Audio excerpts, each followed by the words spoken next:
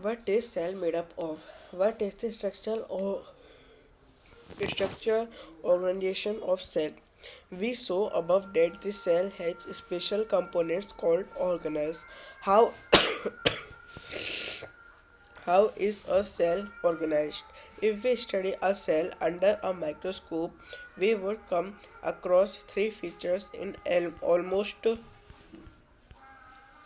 every cell: plasma membrane, nucleus, and cytoplasm. All activities inside the cells and interactions of the cell with its environment are possible due to this feature. Let us see how.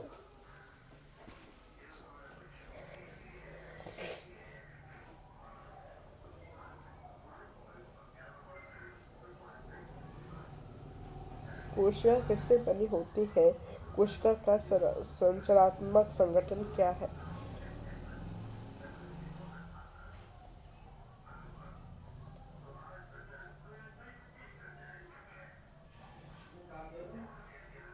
हमने देखा कि कोशिका में विशिष्ट घटक होते हैं जिन्हें कोशिकांग कहते हैं। कोशिका कैसे संगठित होती है? यदि हम कोशिका का अध्ययन सूक्ष्मदर्शी से करें तो हमें लगभग प्रत्येक कोशिकाओं में तीन गुना दिखाई देंगे: प्लाज्मा झिल्ली, केंद्रक तथा कोशिका द्रव्य। कोशिका के अंदर होने वाला समस्त क्रियाकलाप तथा उसकी बाह्य पर्यावरण से पारस्परिक क्रियाएं इन्हीं गुणों के कारण संभव है। आप देखें कैसे। प्लाज्मा मेम्ब्रेन और सेल मेम्ब्रेन। प्लाज्मा झिल्ली अथवा कोशिका झिल्ली. This is the outermost covering of the cell that separates the contents of the cell from its external environment. The plasma membrane allows or permits the entry and exit of some material in and out of the cell. It also prevents movements of some other materials. The cell membrane, therefore, is called a selectively permeable membrane. How does the movement of substances take place into the cell? How do substances move out of the cell? Some substances like carbon dioxide or oxygen can move across the cell membrane by a process called diffusion. We have studied the process of diffusion in earlier chapters. We showed that there is a spontaneous movement of substance from a region of high concentration to a region where its concentration is low. Something similar to this happen in cell when, for example, some substance like CO2, which is the cellular waste and requires to be excreted out by the cell, accum- accumulates in high concentration inside the cell. In the cell's external environment, the concentration of CO2 is low as compared to that inside the cell. As soon as there is a difference of concentration of CO2 inside and outside of cell, CO2 moves out of the cell from a region of high concentration to a region of low concentration outside the cell by the process of diffusion. Similarly, O2 enters the cell by the process of diffusion. When the level or concentration of O2 inside the cell decreases, thus diffusion plays an important role in gaseous exchange between the cell as the as well as the cell its external environment. Water also obeys the law of diffusion. The movement of water molecule through such a selectively permeable membrane is called osmosis. The movement of water across the plasma membrane is also affected by the osmosis. Also, affected by the amount of substance dissolved in water. Thus, osmosis is the net diffusion of water across a selectively permeable membrane toward a higher solute concentration. What will happen if put an animal cell or plant cell into a solution of sugar or salt in water? One of the following one of the following three things could happen. If the medium surrounding the cell has a higher water concentration than the cell, meaning that the outside solution is very dilute, the cell will gain water by osmosis. Such a solution is known as a hypotonic solution. Water water molecules are free to pass across the cell membrane in both directions, but more water will come into the cell than will leave. The net overall result is that water enters the cell is likely to swell up. If the medium has exactly the same water concentration as the cell, there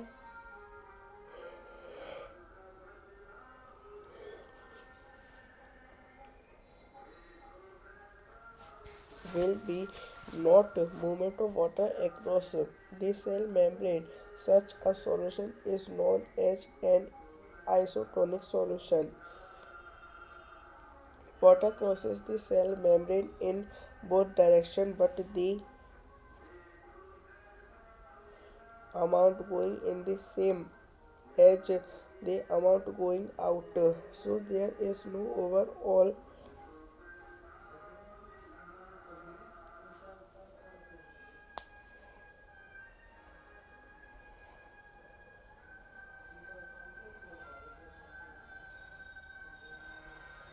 such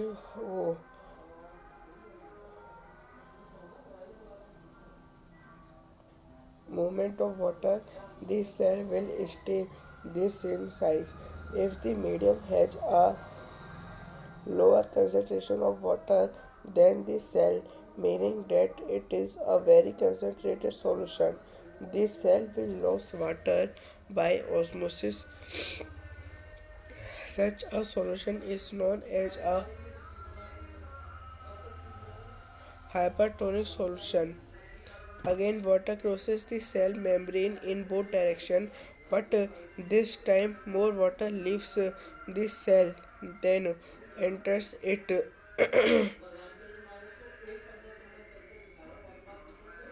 Therefore, the cell will shrink.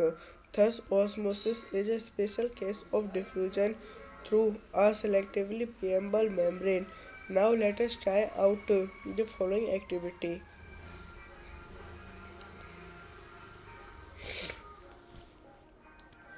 प्लेज्मा झिल्ली अथवा कोशिका झिल्ली, यह कोशिका की सबसे बाहरी परत है जो कोशिका के कटकों को बाहरी पर्यावरण से अलग करती है। प्लेज्मा झिल्ली कुछ पदार्थों को अंदर अथवा बाहर आने जाने देती है। यह अन्य पदार्थों की गति को भी रोकती है। कोशिका झिल्ली को इसलिए वर्णनात्मक पारगमय झिल्ली कहते हैं। कोशिका में पदार्थों की गति कैसे होती है? पदार्थ कोशिका से बाहर कैसे आते हैं?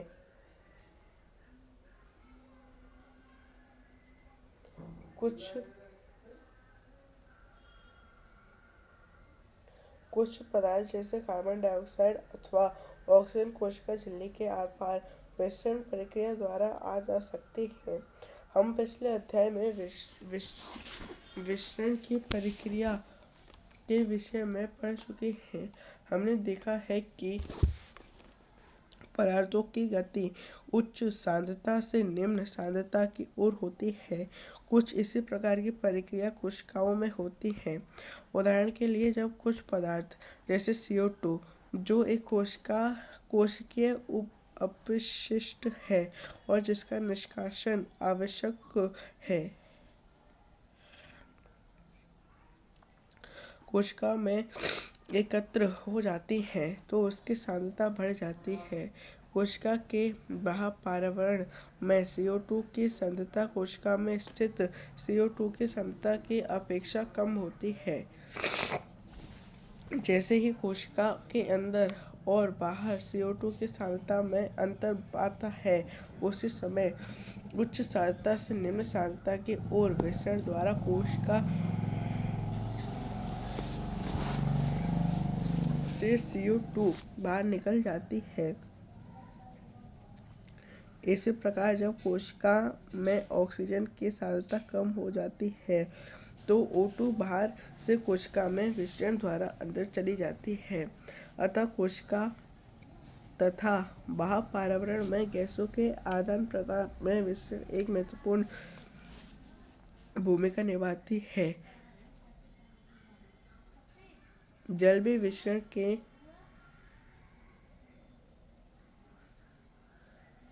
नियमों के अनुकूल व्यवहार करता है।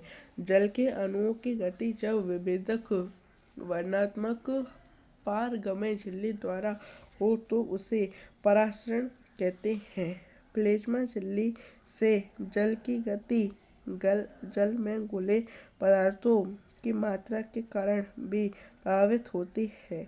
इस प्रकार परासरण की क्रिया में जल का नेट विसरण एक विभेदक वर्णात्मक परागीय झिल्ली के द्वारा उच्च विलय सांद्रता की ओर होता है।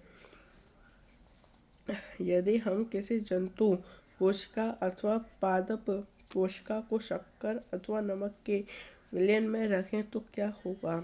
निम्नलिखित 3 घटकों में से एक घटक हो सकती है। यदि कोशिका को तनु विलयन वाले माध्यम अर्थात जल में शक्कर अथवा नमक की मात्रा कम और जल की मात्रा ज़्यादा है में रखा गया है तो जल परासरण विधि द्वारा कोशिका के अंदर चला जाएगा। ऐसे विलयन को अल्परासरण दाबी विलयन कहते हैं। जल के अणु कोशिका झिल्ली के दोनों ओर आगमन करने के लिए स्वतंत्र होते हैं, लेकिन कोशिका के अंदर बाहर जाने वाले जल की मात्रा कोशिका से बाहर आने वाले जल की मात्रा से अधिक होगी। इसी प्रकार शुद्ध परिणाम यह होगा कि जल कोशिका के अंदर आ गया। इससे कोशिका फूलने लगेगी। यदि कोशिका को ऐसे माध्यम विलयन में रखा जाए जिसमें बाहर जल की सांद्रता कोशिका में स्थित जल की सांद्रता के ठीक बराबर हो तो कोशिका झिल्ली से जल में कोई शुद्ध गति नहीं होगी। ऐसे विलयन को समपरासारी विलयन कहते हैं। जल कोशिका झिल्ली के दोनों ओर आता जाता है, लेकिन जल की जो मात्रा अंदर गई उतनी ही बाहर आ जाती है। इस प्रकार व्यापक रूप में जल की कोई गति नहीं होती। इसलिए कोशिका के माप में कोई परिवर्तन नहीं आएगा। यदि कोशिका के बाहर वाला विलयन अंदर के घोल से अधिक सांद्र है तो जल परासरण द्वारा कोशिका से बाहर आ जाएगा। ऐसे विलयन को अतिपरासरण दाबी विलयन कहते हैं। पुनः जल कोशिका झिल्ली को दोनों ओर आ जा सकता है, लेकिन इस स्थिति में कोशिका से अधिक बाहर आएगा और कम जल अंदर जाएगा, इसलिए कोशिका सिकुड़ जाएगी। परासरण इस प्रकार विसरण की एक विशिष्ट विधि है जिसमें वर्णात्मक झिल्ली द्वारा गति होती है। अब निम्नलिखित क्रियाकलाप करें।